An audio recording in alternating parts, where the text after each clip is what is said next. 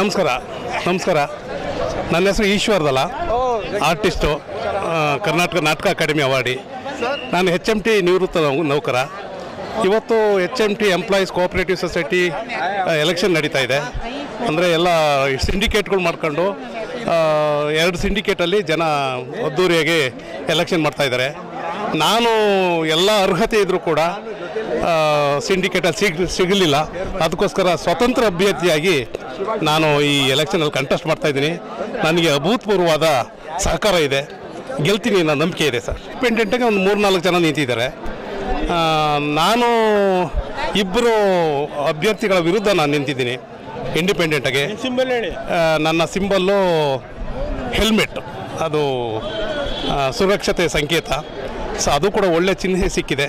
ಅದರಿಂದ ಗೆಲುವು ನನಗಾಗುತ್ತೆ ಅಂತ ನನಗೆ ಭರವಸೆ ಇದೆ. HMTಲಿ ಸುಮಾರು 30 ವರ್ಷದ ಸೇವೆ ಮಾಡಿ ನಿವೃತ್ತಿ ಹೊಂದಿದ್ದೀನಿ.